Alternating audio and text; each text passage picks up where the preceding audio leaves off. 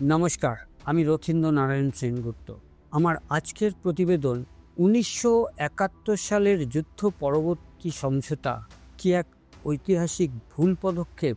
১৯৭১ সালের মুক্তিযুদ্ধের মাধ্যমে বাংলাদেশ স্বাধীনতা অর্জন করে। ৯ মাসের রক্তক্ষয়ী সংগ্রামের পর পাকিস্তানি সেনাদের আত্মসমর্পণের মধ্যে দিয়ে যুদ্ধের অবসান ঘটে। কিন্তু যুদ্ধ পরবর্তী সময়ে ভারত ও পাকিস্তানের মধ্যে যেসব সমঝোতা হয়েছিল, বিশেষত ১৯৭২ সালের সিমলা চুক্তি, তা নিয়ে আজও প্রশ্ন উঠছে।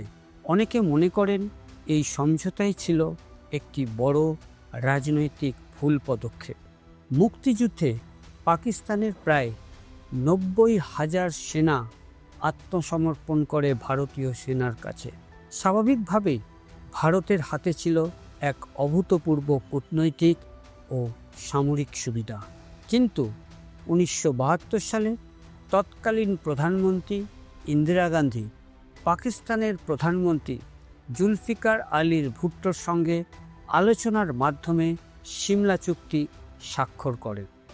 সেই চুক্তির মধ্যে দিয়ে যুদ্ধবন্দীদের পাকিস্তানে ফেরত পাঠানো হয়।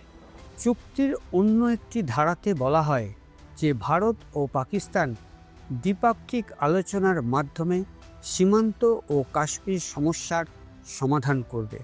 এই চুক্তিতে বাংলাদেশকে স্বীকৃতি দেওয়ার প্রশ্নে সরাসরি কোনো কঠোর শর্ত জুড়ে দেওয়া হয়নি, যার কারণে ভারতকে আজও পাওনা গণ্ডায় খেসারত দিতে হচ্ছে। তৎকালীন ভারত সরকারের যেটা করা উচিত ছিল তা হলো ভারতের হাতে ৯৩,০০০ যুদ্ধবন্দী থাকাতে পাকিস্তানের কাছ থেকে কাশ্মীর ইস্যুতে স্থায়ী সমাধান আদায় করা যেত। বন্দীদের ফেরত পাঠিয়ে পাকিস্তানকে পুনর্গঠনের সুযোগ করে দেওয়াতে আজ ভারতের জন্য প্রতি পদে নতুন নতুন হুমকি হয়ে দাঁড়িয়েছে। সেই সময় সুযোগের সদ্ব্যবহার করে পাকিস্তানের কোমর এমনভাবে ভেঙে দেওয়া যেতে পারত, যার ফলে আজ কাশ্মীর সহ অন্যান্য বিষয়ে তাদের আর উঠে দাঁড়ানোর ক্ষমতা থাকতো না। তৎকালীন রাজনৈতিক নেতৃত্ব দীর্ঘমেয়াদী কৌশলগত স্বার্থের বদলে স্বল্পমেয়াদী কূটনৈতিক সৌহার্দ্যকেই প্রাধান্য দিয়েছিল। ইতিহাসবিদরা বলেন, সিমলা চুক্তি আসলে ছিল ভারতের জন্য এক প্রকার কূটনৈতিক পরাজয়। যুদ্ধের মাধ্যমে যে শক্তিশালী অবস্থান তৈরি হয়েছিল তা আলোচনার টেবিলে অনেকটাই নষ্ট হয়ে যায়। ফলশ্রুতিতে ভারত পাকিস্তান সম্পর্কের টানাপোড়েন আজও অমীমাংসিত হয়ে রয়েছে। ভূস্বর্গ কাশ্মীর আজও সমস্যার মধ্যেই রয়ে গিয়েছে।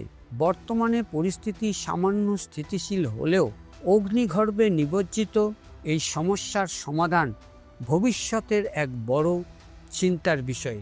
যে বীজ রোপণ করা হয়েছিল ৭১-এর পরবর্তী সিমলা চুক্তির মধ্যে দিয়ে, তার সমাধান সূত্র খুবই তাড়াতাড়ি বেরোবে বলে আমার অন্তত মনে হয় না। আগেই বলেছি, আমাদের হাতে ইতিহাস গড়ার মতো সুযোগ ছিল, কিন্তু সেই সুযোগ হাতছাড়া করে পাকিস্তানকে আবার মাথা তুলতে সাহায্য করাটা ছিল এক অনন্য ভুল পদক্ষেপ। ১৯৭১ সালের যুদ্ধ গোটা বিশ্বের ইতিহাসে এক নতুন অধ্যায় সৃষ্টি করেছিল। বিশ্বের যে কোনো দেশের কাছে এমন পরিস্থিতি তৈরি হলে তারা সেই সুযোগ নিতে বিন্দুমাত্র কার্পণ্যতা দেখাতো না। কথাটা যে সত্যি তার উদাহরণ দিতে গেলে এই প্রতিবেদনের সমাপ্তি ঘটানো কিন্তু মুশকিল হয়ে পড়বে। শুধু এতটুকু জেনে রাখা প্রয়োজন যে বিশ্বের প্রায় বহু দেশ তাদের প্রতিবেশীর ভূখণ্ড সামান্য সুযোগেও দখল করে নিয়েছে বা নিচ্ছে।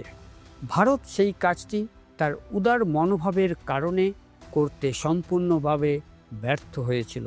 ভারতের যুদ্ধ পরবর্তী সেই ভুল সমঝোতা দীর্ঘমেয়াদী সেই বিজয়ের অনেক অর্জনকে আজও ক্ষুণ্ণ করে চলেছে।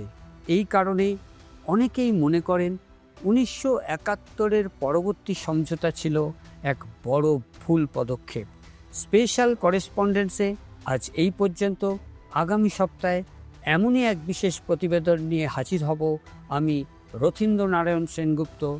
নমস্কার, জয় হিন্দ।